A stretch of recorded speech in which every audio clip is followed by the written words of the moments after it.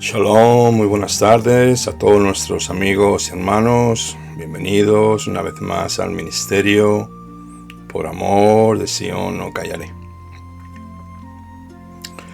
Hoy le traemos a todos ustedes un nuevo estudio, la Parashá semanal, que tiene como título Shoftim, que quiere decir jueces.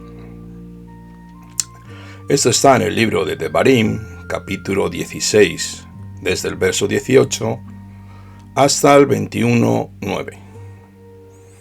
También tenemos la Haftará, los profetas, en Isaías 51, verso 12, hasta el 52:12. Y vamos a entrar directamente con la instrucción, con la Torá de Adonai, del capítulo 16, desde el verso 18 hasta el 22.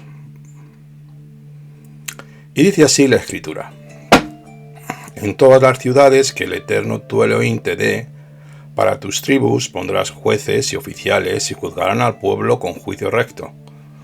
No torcerás el juicio, no tendrás favoritismos, ni recibirás soborno, porque el soborno ciega los ojos de los sabios y pervierte la palabra de los justos. La justicia, solo la justicia seguirás, para que vivas y poseas la tierra que el Eterno tu Elohim te da. No plantarás para ti acera, de ninguna clase de árbol junto al altar de Adonai tu Elohim, que harás para ti, ni te erigirás estatua, cosas que el Eterno tu Dios aborrece. Muy bien, amados creyentes, continuamos con la Parashá semanal de Shoftim, que quiere decir, como he dicho antes, jueces, donde Moshe continúa con su Mishnei Torah, la repetición que sirve para grabar muy bien estas palabras de exhortación a la nueva generación que iban a cruzar el Jordán. Este es el contexto de todo este libro de Devarim, palabras, para que no cometieran los mismos errores que sus padres, los cuales murieron en el desierto después de sufrir los 40 años deambulando en círculos, enfrentando al Eterno y a Moshe Rabenu, el cual tampoco pudo entrar en la tierra prometida. Aquí vemos cómo, a raíz de enseñar qué hacer y qué no hacer a los Bnei Israel, el Eterno decide de poner en todas las ciudades donde iban a habitar las tribus de Israel, las 12 tribus de Israel, jueces y oficiales, los cuales se ocuparían de juzgar con rectitud primeramente al pueblo y la de los oficiales o alguaciles o policías, como conocemos hoy diariamente, que serían los que ayudarían a mantener el orden de la Torá ordenada por Adonai. Esta es una forma justa antes de tener que llegar al juez, impidiendo las disputas, robos, calumnias, blasfemias y otro tipo de discusiones entre todo el pueblo de los israelitas. Pues es normal que con tanta gente las personas piensen diferente sobre esto o aquel mandamiento, pero con la sola presencia de los oficiales, policías, ya les recordaba la justicia de la ordenanza teocrática establecida y de los mandamientos civiles para la convivencia con nuestro prójimo día a día, los cuales se debían guardar y respetar primero, agradando al Eterno, que son las primeras 5 palabras que encontramos en el Decálogo, para recibir sus bendiciones seguidamente, y también para nuestro hermano o nuestro prójimo serían las siguientes 5 palabras que debería vivir a nuestro lado y nosotros deberíamos compartir y convivir con él todas las cosas. Esto es la vida en comunidad, algo que el Eterno también había designado en varios aspectos, desde lo más básico hasta lo más recurrente. Algo que me llamó mucho la atención fueron estas palabras que nos dicen el verso 19 y 20. La quiero leer para ti. No tendrás favoritismos ni recibirás soborno, porque el soborno ciega los ojos de los sabios y pervierte las palabras de los justos. La justicia, solo la justicia seguirás, para que vivas y poseas la tierra que el Eterno, tu Elohim, te da. Obviamente el favoritismo del hombre o el soborno ciega los ojos de los sabios, permitiendo sus palabras. Esto es algo que en esta sociedad en la cual vivimos, Babilonia, el mundo egipcio, la cual solo piensa en sus deleites y se olvidan que hay un creador del universo que tarde o temprano lo va a juzgar. Esta sociedad está totalmente corrompida por este tipo de sobornos, donde el corazón del hombre se inclina y no tiene capacidad para juzgar correctamente, sino que el soborno desvía la verdad y prefiere la mentira antes que la justicia de Adonai, antes que la rectitud. Esta justicia que el Eterno ha delegado al ser humano, la cual nos permite aplicarla por medio de sus mandamientos aquí en la tierra, los cuales, como sabemos y llevamos ya estudiando, son para vida. Además, para ser establecido como creyentes con una identidad israelita en la tierra. Pues sin la justicia divina, todo es un caos y a la vez un desorden absoluto donde el ser humano vive con sus pecados, adicciones y también falta de autoestima, habiendo tomado el camino de los Baales y los ídolos babilónicos de este mundo. El Eterno nos recuerda esto en el verso 21. No plantarás para ti acera de ningún clase de árbol junto al altar de Adonai tu Elohim, que harás para ti. Ni te erigirás estatua, cosas que Adonai tu Elohim aborrece.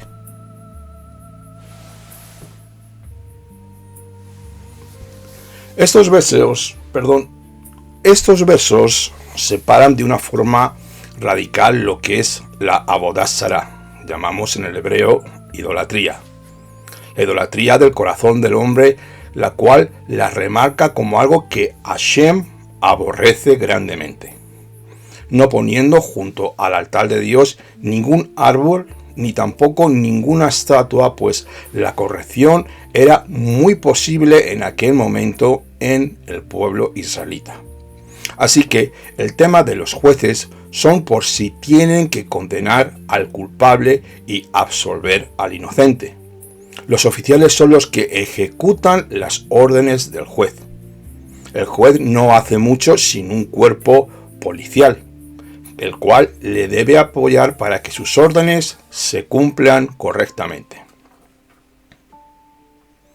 La policía no funciona bien sin los jueces porque tienen que saber qué órdenes ejecutar.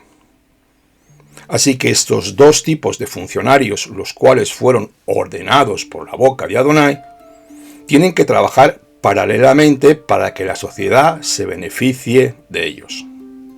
En la Torá está expresada la justicia del Eterno, que es la base para un veredicto correcto.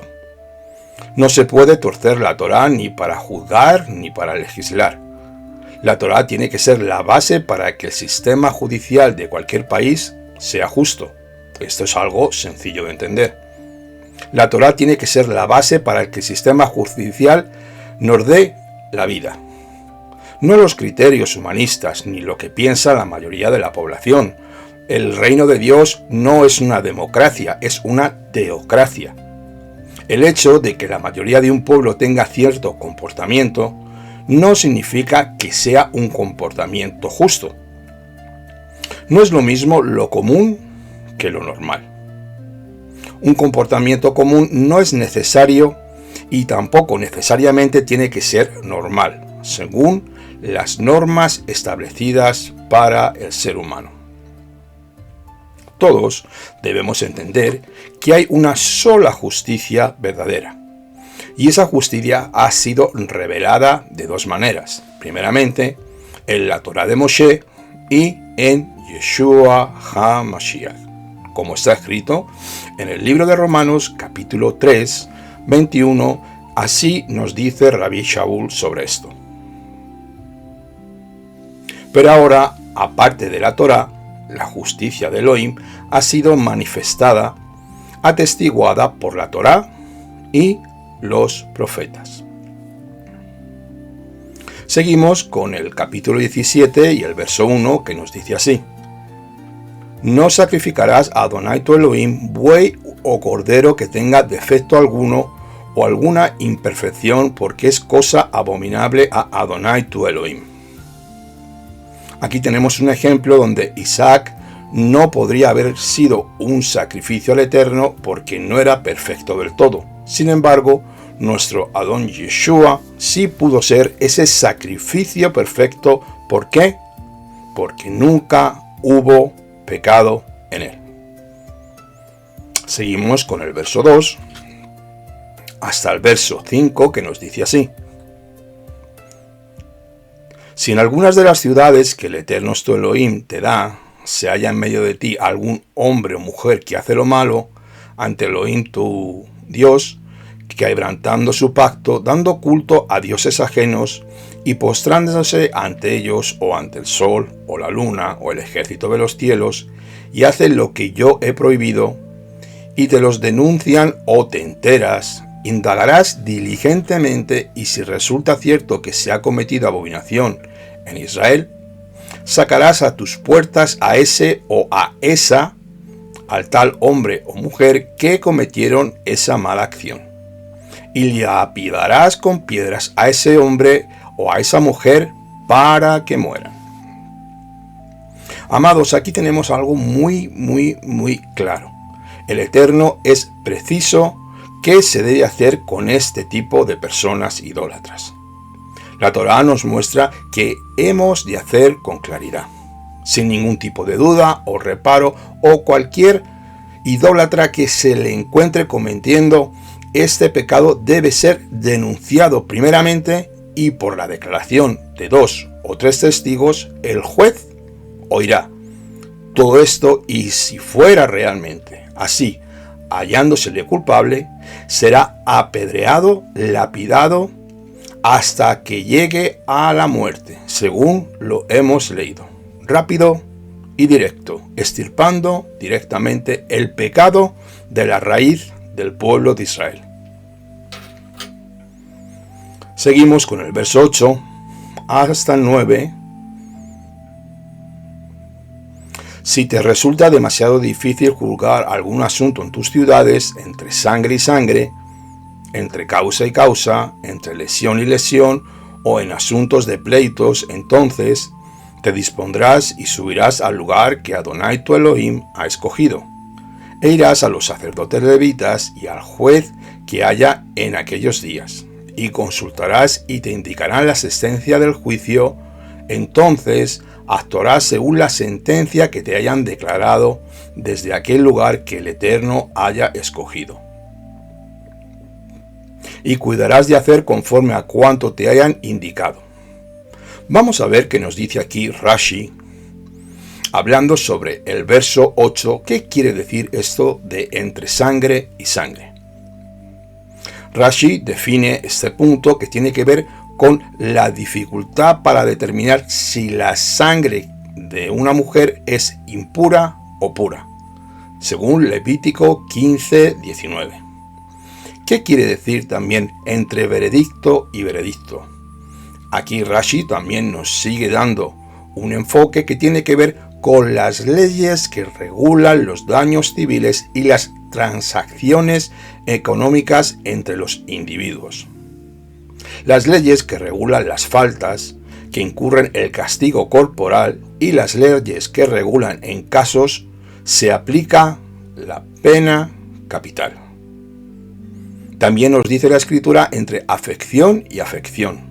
Tiene que ver con definiciones para ver si una afección es de carácter impura o pura. Esto lo encontramos en Levítico 13. El verso 9 también hay una puntualización que nos dice aquí, y aquí habla de un solo juez para cada generación. Era el juez principal. Más adelante, en el 19:17, se habla de los jueces que haya en esos días. Esto nos enseña que entre los jueces que hay siempre un juez principal. Vamos a leer el verso 11, que nos dice lo siguiente. Según los términos de la Torá que ellos te enseñen, y según la sentencia que te declaren, así harás, no te apartarás a la derecha ni a la izquierda de la palabra que ellos te declaren. Este verso nos está enseñando que parte de la observancia de la Torá es obedecer los decretos de los sabios. No obstante, la sentencia que dicten las autoridades tiene que ser de acuerdo a la Torá. Tienen que pasar siempre el filtro de la Escritura. No pueden inventarse una ley o sacar fuera del contexto la Escritura para justificar algo. Siempre tiene que ser como base y fundamento principal la Torá, lo que el Eterno dio por su boca. Continuamos con el capítulo 17, desde el verso 12 hasta el 15, que nos dice así. El varón que proceda con soberbia, no obedeciendo al sacerdote establecido allí para servir a Adonai tu Elohim, o al juez, tal hombre morirá.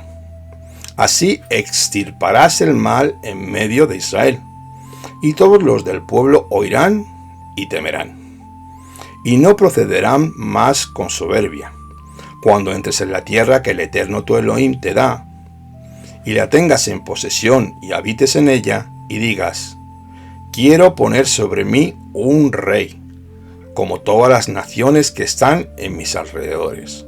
Solamente podrás poner un rey sobre ti, aquel que el Eterno tu Elohim haya escogido. Es sumamente grande la autoridad delegada al Sanedrín en Jerusalén con pena de muerte al que resiste la sentencia de esta Corte Suprema. Acabamos de leerlo al principio en el verso 12. El varón que proceda con soberbia, no obedeciendo al sacerdote establecido allí para servir a Elohim, tal hombre morirá. La Corte Suprema que el Eterno ha puesto en lugar del Eterno, y el que resiste la autoridad puesta por él, resiste al Creador del universo. lo cual es un grave delito. La sentencia de muerte sobre un rebelde sirve no solamente para quitar el mal del medio de Israel, sino para producir un respeto y temor reverente a Adonai.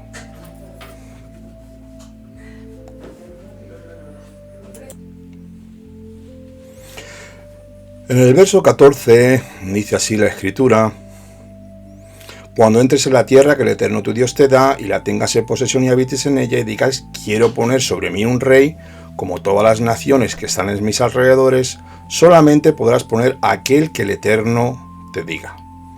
Obviamente la Torá prevé que el pueblo iba a pedir un rey como las demás naciones. El Eterno ya lo sabía todo. Debemos que entender que el Eterno es una persona, es atemporal, está fuera del espacio-tiempo, y Él conoce tanto el pasado, el presente, el futuro, todo. No es como nosotros, es un ser. Él es ilimitado y nosotros somos seres limitados. Así que la iniciativa de tener un rey no vino del Eterno. Esta palabra se cumplió en 1 Samuel capítulo 8, 5, donde dice que el pueblo pidió un rey. El propósito con esta petición no fue para cumplir la Torá, sino ser semejantes a todos los pueblos de la tierra. Desde mi entender, este es uno de los grandes problemas de Israel, que metió la pata hasta adentro. Pero bueno, el Eterno lo supo aceptar y ya sabía lo que iba a suceder. De alguna manera Israel desechó a el Dios que libertó a Israel de la esclavitud de Mizraim, de Egipto, y quiso poner a un ser humano que les gobernara como las demás naciones. Vamos a ver ahora qué es lo que exige aquí el Eterno, quién y cómo se puede ser un rey. Vamos a verlo en la siguiente diapositiva.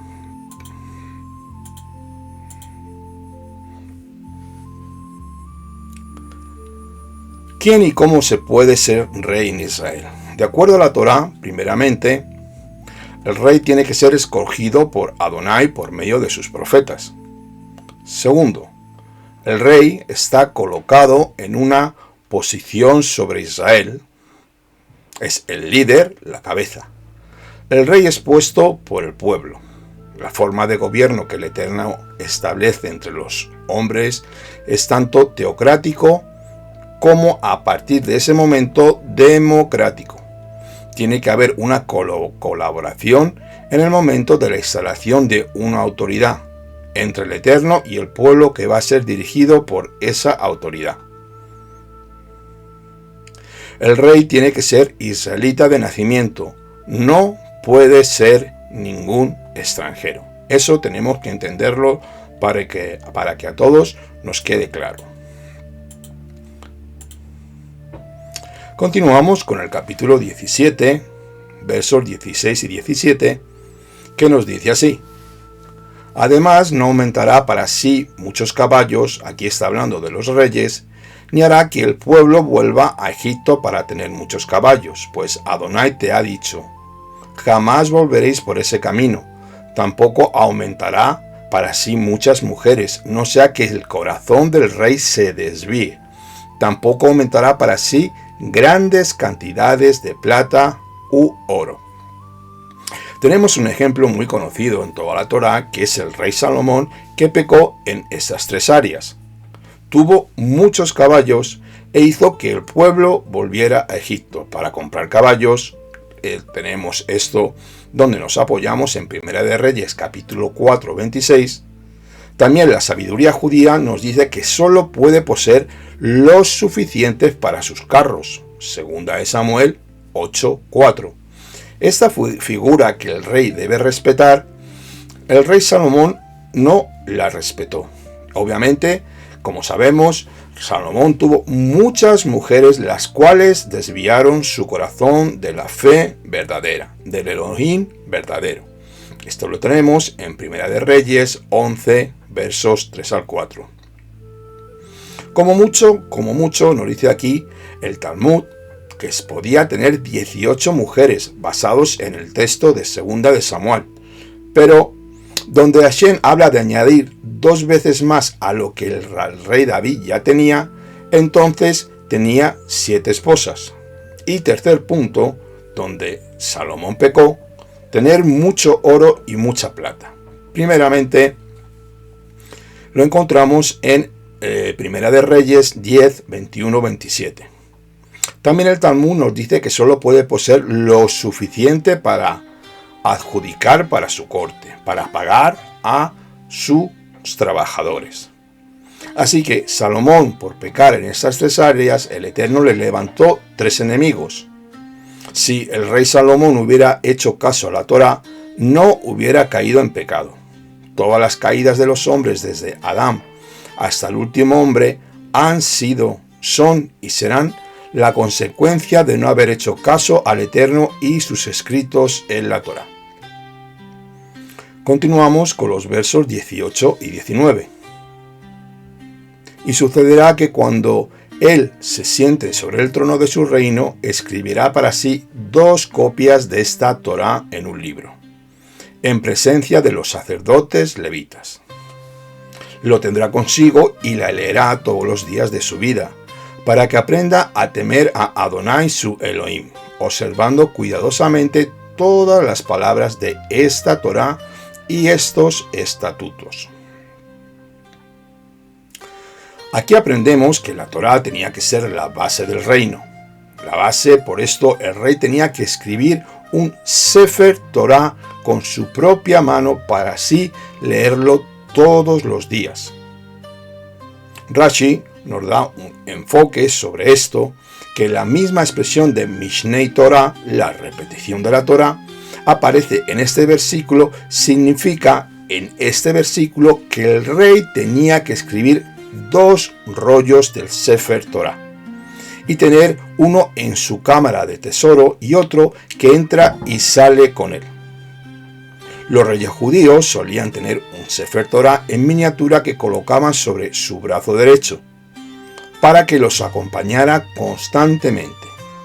Esto nos muestra también la importancia de quien está en un liderazgo importante. Tiene que estar instruido en la Torá de Moshe y no ser un neófito. Mucho cuidado con esto, donde puede ser llevado por todo viento de enseñanza falsa sin haber entendido y recibido los fundamentos básicos de la instrucción divina. Versos 19 y 20 nos dicen así: y lo tendrá consigo y leerá en él todos los días de su vida, a fin de que aprenda a temer al Eterno su Elohim, guardando todas las palabras de esta ley, de estos estatutos para cumplirlos, a fin de que su corazón no se eleve sobre sus hermanos, ni se aparte del mandamiento ni a derecha ni a izquierda, para que él y sus hijos prolonguen sus días en su reino en medio de Israel. De esta misvá, de este mandamiento, se ha legislado que todo varón judío debe escribir un Sefer Torah, o bien para pagar que un escriba lo haga. Una lectura diaria de la Torá produce temor a Adonai y humildad de corazón para la observancia correcta de los mandamientos. Podríamos preguntarnos, ¿cuál es el antídoto por la falta de temor a Adonai que tenemos en esta sociedad pecaminosa donde todos vivimos? ¿Cuál es? La lectura de la Torá todos los días de la vida. La altivez y el ego de un líder deben mantenerse siempre por los suelos, porque el poder de un líder puede llevarle a la perdición cuando la Torá de Moshe no está en su corazón y es instruido por la soberbia y la altivez de sus logros. La lectura de la Torá nos hace recordar la importancia de saber que no somos nada, solamente un pensamiento que dura unos segundos en esta tierra como siervos inútiles delante del Creador del universo. Nos vamos ya al capítulo 18:3 y 4, que nos dice así: Este pues será el derecho de los sacerdotes del pueblo de parte de los que ofrecen un sacrificio, buey o cordero. Se dará al sacerdote la espaldilla, las quijadas y el cuajar. Le darás las primicias de tu grano, de tu vino, de tu aceite y del primer esquileo de tus ovejas. La palabra hebrea que ha sido traducida como primicias, todos lo conocemos, es Reshit, que también es la palabra de la Torá en Génesis 1:1. Continuamos con el verso 5 del capítulo 18 hasta el 7, que Moshe dice así: porque el Eterno tu Elohim lo ha escogido a él y a sus hijos de entre todas las tribus para que ministren en el nombre de Adonai para siempre. Aquí está hablando de los levitas. Cuando un levita salga de sus ciudades, de cualquier parte en Israel donde resida, y llegue en todo el deseo de su alma al lugar que el Eterno haya escogido, él ministrará en el nombre de Adonai su Elohim como cualquiera de sus hermanos levitas que están allí delante de Hashem. Esta es la actitud que hay que tener para servir al Eterno correctamente.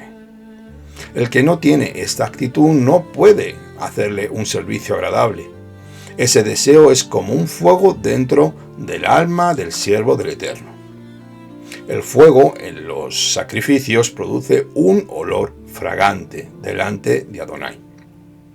Si no hay fuego en nuestras almas, no hay deseo a la hora de servir al Todopoderoso, no somos agradables.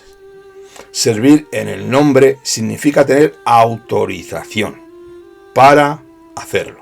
El levita tiene autoridad para servir delante de Adonai, lo mismo que el profeta. Tienen el mismo rango.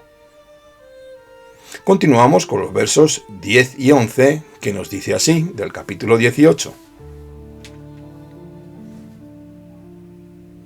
No se ha hallado en ti nadie que haga pasar a su hijo o a su hija por el fuego, ni quien practique adivinación, un pronosticador, un auguro o hechicero, encantador, medium o espiritista, ni quien consulte a los muertos, porque cualquiera que hace estas cosas es abominable a Adonai.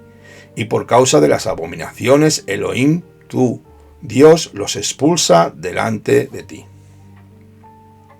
Rashi nos da un enfoque que nos dice sobre adivinar es coger su vara y hacer una pregunta como ¿debo ir o no ir?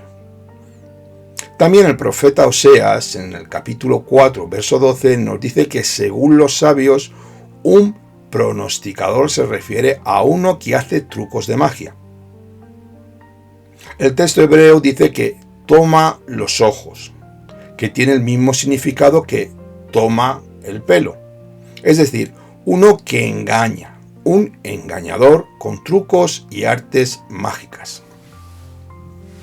Rashi nos dice que el del que hace el augurio es uno que actúa de base que el pan cayó de su boca o un venado cruzó en su camino. Es un supersticioso. Un hechicero es uno que practica la magia negra. También Rashi nos dice que un encantador es uno que agrupa reptiles en un lugar para practicar la hechicería o la adivinación. Un medium es uno que piensa que el espíritu de un muerto habla por su axila, mediante la nigromancia, o uno que mete un hueso de animal en la boca y el hueso habla. El espiritista es uno que consulta una calavera o una persona muerta, o también la que va a los cementerios para comunicarse con estos espíritus de los muertos. Todos estos ritos son hechos con espíritus inmundos. Cualquiera que practique el ocultismo se contamina espiritualmente y luego psicológicamente y también físicamente. Nunca olvides esto. El que practica este tipo de cosas, tales como el ocultismo, es abominación para Adonai. La práctica del ocultismo fue la principal razón por la cual las 7 naciones fueron destruidas y expulsadas de la tierra de Canaán. Debemos de tener cierto conocimiento de estas prácticas ocultistas para poder detectarlas. Primeramente, debemos saber en la sociedad y detectar las personas que nos rodean en estos ámbitos. Segundo, saber ayudar a los que desean ser libres de estos poderes malignos. Y tercero, debemos protegernos para no ser engañados pensando que esas cosas son buenas, lícitas o permitidas para nosotros cuando son abominación para Adonai. Seguimos con el verso 13 hasta el 15 del capítulo 18. Perfecto serás delante de Adonai tu Elohim, porque estas naciones que vas a desposeer escuchan a brujos y a hechiceros. Pero a ti no te ha permitido el Eterno, tu Elohim, tu Dios, te levantará un profeta como yo de en medio de ti, de entre tus hermanos, a él escucharéis. Esto nos da la enseñanza que el que practica alguna de estas cosas nunca podrá llegar a la perfección espiritual. Por eso el Eterno dice, deberéis ser perfectos, alcanzando el que los niveles de verdad espirituales según la Torá. El profeta, como Moshe, que habla aquí, es presentado en contraste, en comparación con los adivinos y hechiceros de las naciones gentiles. Por un lado hay algo semejante entre estas prácticas ocultas y el ministerio del profeta, pero por otro lado es algo totalmente diferente. Se parecen en que están operando desde una dimensión sobrenatural y espiritual. Y se diferencian en que las fuentes de los poderes o revelaciones son totalmente opuestas. Los adivinos están bajo la influencia de Satanás y los malos espíritus. Los profetas están bajo la influencia del espíritu de Adonai. Con este rol profético que Moshe tenía, nos enseña que él estaba destinado a liderar, a enderezar y a redimir a su pueblo, llevándolo hasta la segunda redención. Moshe no pudo entrar en la tierra, pero lo llevó hasta justo el borde del Jordán. Como creyentes necesitamos tener a un profeta verdadero que escuche la voz de Elohim día tras día. Moshe Rabenu, nuestro maestro, ya anunció proféticamente a los israelitas antes de su muerte que solo debían de obedecer y ser guiados por este profeta como la salvación única de Israel. Los muchos profetas que han surgido en Israel han cumplido funciones importantes. Verdaderamente ha sido así. Todos ellos han cumplido parte de esta profecía. Pero ninguno ha estado a la par de Moshe. Ninguno ha llegado a su nivel de santidad y de comunión con Hashem. Por lo tanto, tiene que haber uno que se asemeje a Moshe Rabenu en muchas áreas de su vida para que haya un complemento pleno de la Escritura. Hay mucha similitud, ya sabemos entre quién, entre Yeshua y Moshe. Desde el nacimiento hasta su muerte, la vida y ministerio de Moshe constituye una sombra profética del mismo Yeshua HaMashiach. El Mesías sería como Moshe. El Redentor futuro será como el primer Redentor, Moshe. Al igual que el primer Redentor se reveló y luego se escondió de ellos, así el Redentor futuro se revelará a ellos y luego se esconderá de ellos. Moshe volvió a Israel después de mucho tiempo. De la misma manera, el Mesías volverá después de mucho tiempo a Israel con la autoridad de Adonai para liberar definitivamente a los Bené Israel de la opresión del sistema del nuevo orden mundial. Tenemos que reconocer que Moshe fue enviado para hacer grandes milagros. No hemos visto ningún hombre en la tierra hasta la venida de Yeshua HaMashiach, el cual ha podido hacer milagros tan grandes como los que hizo Moshe, cumpliéndose la profecía que Moshe Rabenu predijo. Hay rabinos que dicen que Jeremías, el profeta prometido que fue levantado como Moshe, porque como a Moshe el Eterno también le dijo que Jeremías, que sus palabras fueron puestas en su boca. Jeremías 1:9. Es cierto que Jeremías hablaba la palabra del Eterno, pero no hizo los milagros que hizo Moshe, o sea, que le faltaba algo. Por lo tanto, él no podía haber sido el profeta al que el Eterno levantaría como Moshe, porque le faltaban a Jeremías los milagros.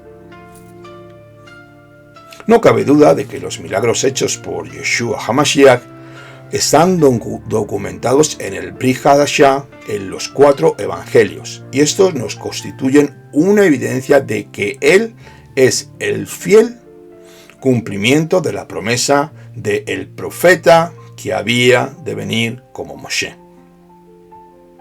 Obviamente con la aprobación de Adonai para hacer toda clase de milagros extraordinarios, y entre ellos abrir los ojos de los ciegos, limpiar a los leprosos, restaurar a los paralíticos, expulsar a los demonios y levantar a los muertos de sus tumbas. Juan 15:24 nos dice así: nuestro Rebbe, si yo no hubiera hecho entre ellos las obras que ninguno otro ha hecho, no tendrían pecado, pero ahora las han visto y me han odiado a mí y también a mi Padre.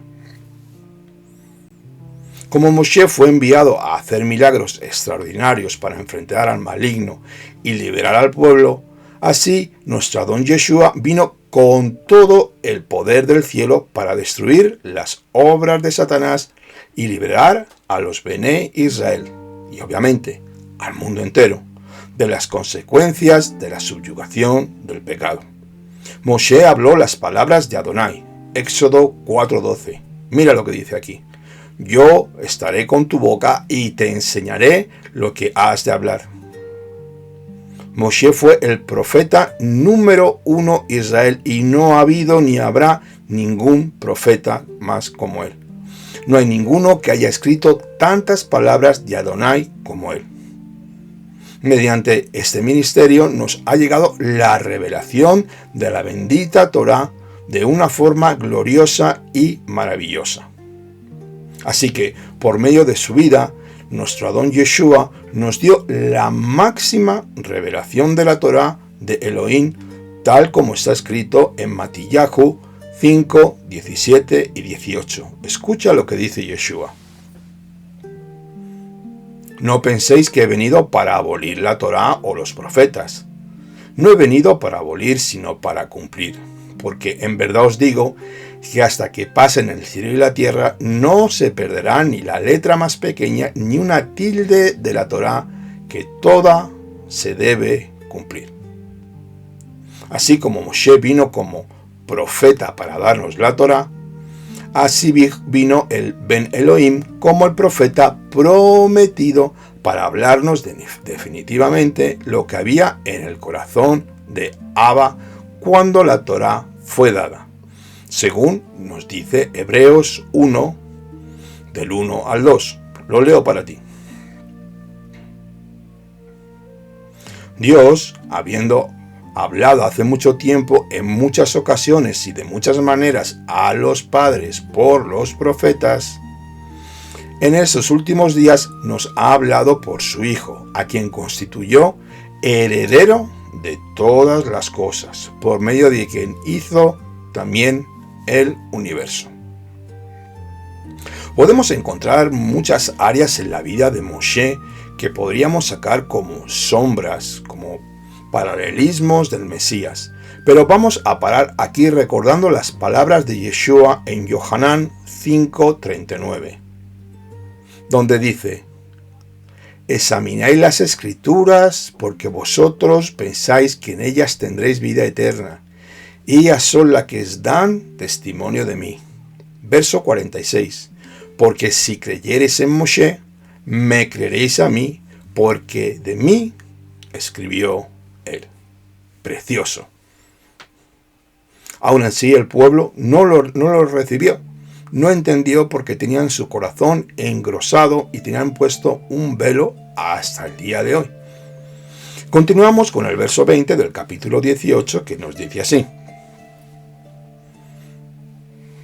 Pero el profeta que hable con presunción en mi nombre, una palabra que yo no le haya mandado hablar, o que hable en el nombre de otros dioses, ese profeta morirá. Si una persona pretende profetizar y en este afán o arrebato emocional diga una palabra que el Eterno no ha dicho, según la Torá, es castigo de muerte. La gravedad de este pecado es comparable a un asesinato, a un idólatra, a un fornicario o a una blasfemia contra Adonai. La profecía no es ni mucho menos para jugar, amados hermanos, ni para manipular a la gente, ni para crear un ambiente espiritual en las reuniones. Ojo con eso, porque puede traerte maldición. Es fácil mezclar emocionalismo con inspiración divina. Necesitamos el don de discernimiento y la madurez espiritual para discernir y separar qué es de Adonai y qué no es de Adonai, para saber de dónde viene la inspiración de las profecías que se pronuncian en las comunidades. Rashi habla de 3 tipos de personas, los cuales deben ser ejecutados por manos de hombres. Primeramente, el que profetiza lo que no escuchó de Dios, el que profetiza lo que no fue dicho a él, y por último, sino a su colega, y el que profetiza en nombre de dioses falsos. Vamos, de ídolos.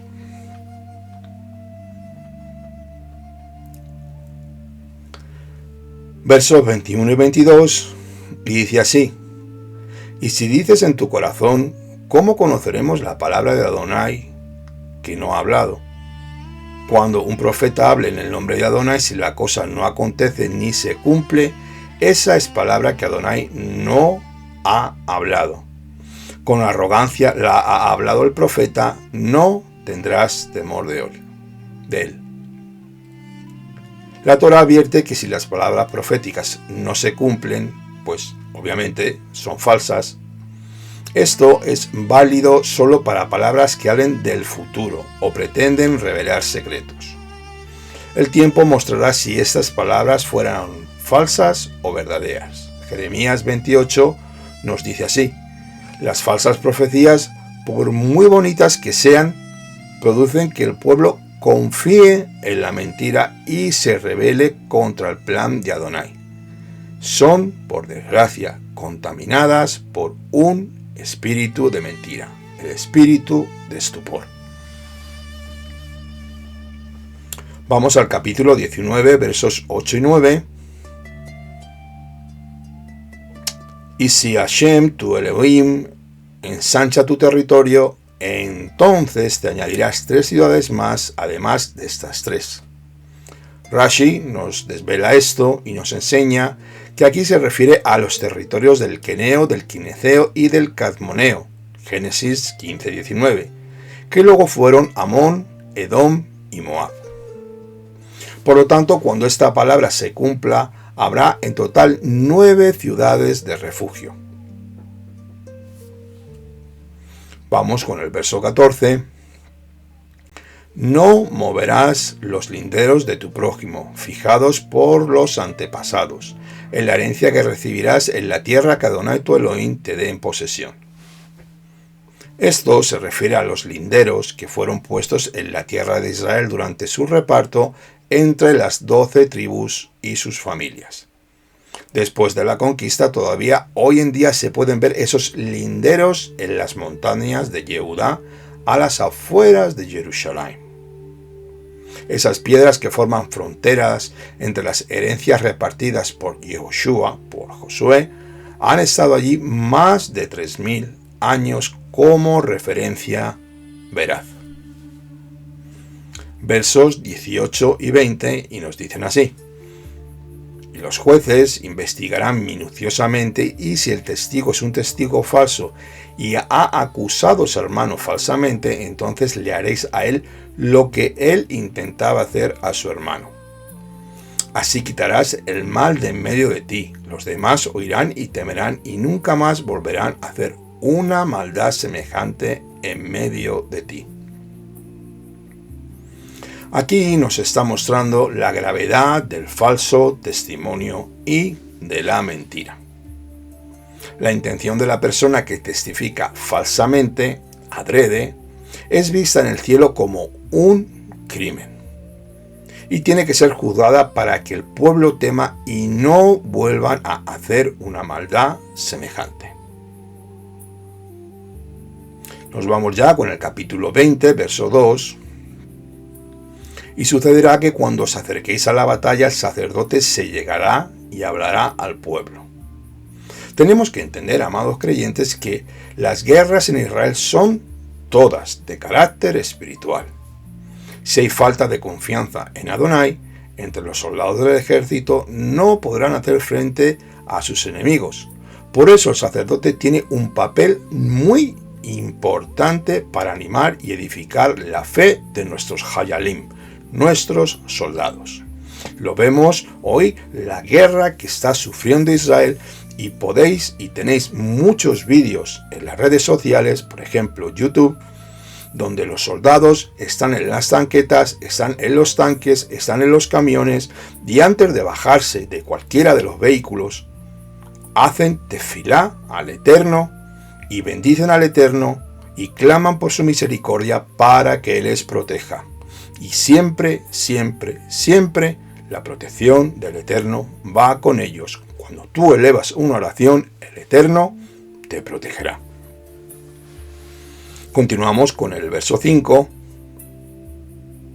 Y los oficiales hablarán al pueblo diciendo: ¿quién es el hombre que ha edificado una casa nueva y no la ha estrenado?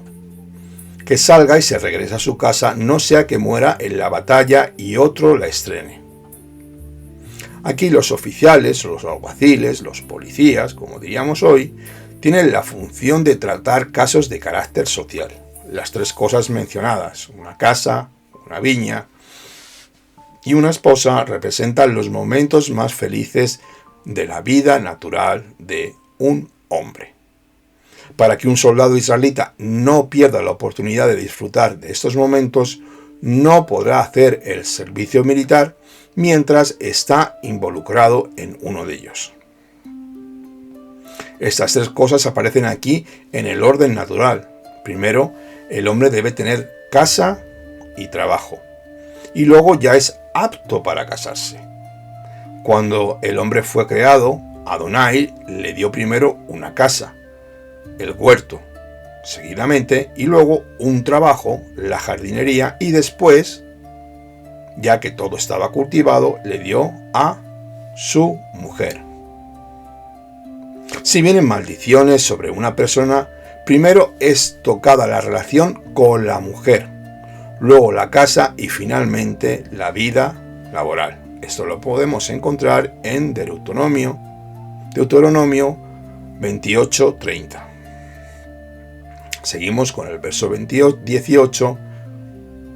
Para que ellos no os enseñen a imitar las abominaciones que ellos han hecho con sus dioses y no pequéis contra Adonai vuestro Elohim.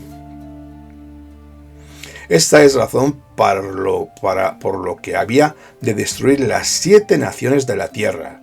Su idolatría había llegado a tal nivel de contaminación que era necesaria tomar estas medidas tan radicales de entre todos los hombres. Entramos ya en el capítulo 21, verso 1 y 2, y nos dice así: si en la tierra que el Eterno tu Elohim te da para que la poseas, es hallado alguien asesinado, tendido en el campo, sin que se sepa quién lo asesinó, entonces saldrán tus ancianos y tus jueces y medirán la distancia a las ciudades que circundan a la víctima. Aquí vemos la importancia que el Eterno da al derramamiento de sangre inocente. Un asesinato es algo muy grave. La noticia de la muerte de una sola persona de una forma violenta debe conmover y estremecer nuestras almas. El proceso judicial para este tipo de caso es ordenado para que esa sangre no traiga maldición sobre la tierra y todo el pueblo. Si hay algo que trae maldición sobre un pueblo y sobre la tierra, es el derramamiento de sangre inocente.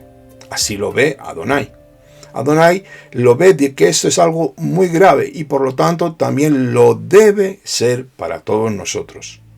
Aquí la expresión que se utiliza, tus ancianos, se refiere al gran Sanedrín en Jerusalén, que son los que juzgaban y tomaban la dirección y el juicio sobre el pueblo. El verso 8 nos dice así: Perdona a tu pueblo Israel, el cual has redimido, oh Adonai, y no imputes la sangre inocente a tu pueblo Israel, y la culpa de la sangre les será perdonada. Esto nos enseña que existe una culpa colectiva. Aquí se está pidiendo perdón por el pecado colectivo del pueblo cuando una persona ha cometido este crimen tan grave. Los ancianos y los levitas representan al pueblo entero y como tal pueden pedir perdón por este pecado en nombre del pueblo de Israel, para que no vengan las consecuencias de la maldición de este pecado sobre todos. La culpa la perdona el Eterno cuando no se sabe quién es el causante de la muerte. Al hacer una declaración de reconocimiento del crimen y de la inocencia de los líderes, junto con el sacrificio de una novilla joven que es muerta en un lugar que no ha sido sembrado o trabajado por el hombre. Entonces el animal inocente tiene que morir en lugar del culpable porque Adonai así lo dice para que no derrame la ira sobre la nación. Génesis 9:5 nos dice esto: y ciertamente pediré cuenta de la sangre de vuestras vidas, de todo animal la demandaré, y de todo hombre, del hermano de todo hombre demandaré la vida del hombre. Y ya con esto vamos a terminar. Los animales pueden representar a los hombres y morir en lugar de ellos para que haya perdón. Pero estos animales no pueden sustituir verdaderamente a los hombres. Son solo sombras del hermano de todo hombre, que tenía que morir en lugar de nosotros para que hubiera perdón eterno de los pecados. Bueno, amados, hasta aquí hemos llegado en esta parashá, Shoftim, jueces. Espero que esta parashá haya sido de edificación. Espero que te haya gustado. Por favor, si ha sido así, dale al me gusta, dale al like. Si te quieres suscribir a nuestro canal, eres más que bienvenido. Si tienes alguna duda, alguna pregunta, por favor, ponnos un correo electrónico y te responderemos lo antes posible. Espero que haya sido de tu agrado y sobre todo que te haya podido edificar espiritualmente. Ahora vamos a dar gracias al Todopoderoso, a Adonai Sebaot. Vamos a bendecir su nombre y dar gracias por este estudio. Si me quieres acompañar en la oración, eres más que bienvenido.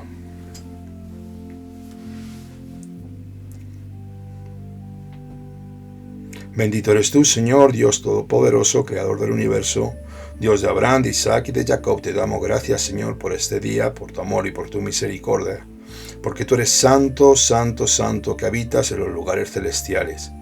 Infinito en misericordia, tardo para la ira, grande en salvación. Mi camoja Baelim Adonai. ¿Quién es como tú, Señor?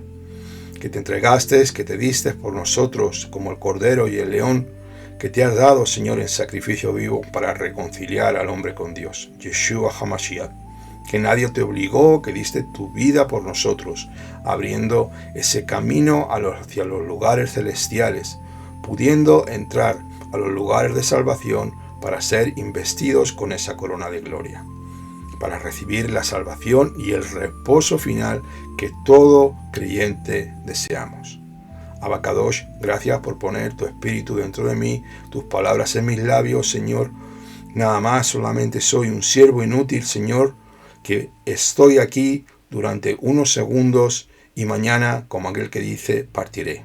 Así es la vida del hombre, que estamos unos segundos, que es como un pensamiento en la tierra que viene y va, y tú nos utilizas para que la luz del Mesías, de tu Hijo Yeshua HaMashiach, sea proclamada por toda la tierra, para que tu nombre sea glorificado. Bendigo al pueblo de Israel, al huérfano, al pobre, a la viuda, al necesitado, al extranjero. Bendigo toda la tierra de Israel y a Jerusalén. Jerusalén, Jerusalén, si yo te olvidare, que mi mano diestra se secare y que mi lengua se pega a mi paladar, que haya shalom dentro de tus muros, shalom dentro de tus palacios, por amor de mis hermanos y mis amigos, diré yo, sea la paz dentro de ti, Jerusalén. Te damos gracias a Kadosh Baruj Hu, que esta palabra llegue a miles de millones de personas, Señor, manifiéstate y que muchos vengan a la salvación por medio de este mensaje. A ti sea la gloria, la honra y el poder. En el nombre de tu Hijo Yeshua HaMashiach, a Kadosh Baruj Hu, Beshem Yeshua HaMashiach. Amén y amén. Bueno, amados, pues nada, sencillamente que tengan un precioso día de Shabbat, que se gocen, que celebren, que santifiquen el Shabbat, que lo guarden de una forma adecuada, que se gocen, canten alabanzas al Eterno, que dancen, que se gocen con los alimentos, con sus seres queridos, con sus hermanos. Y, una vez más, su hermano desde España, por amor de Sion, no callaré, me despido. Que tengan un precioso y bendecido Shabbat. Shabbat Shalom, Kol Tuv.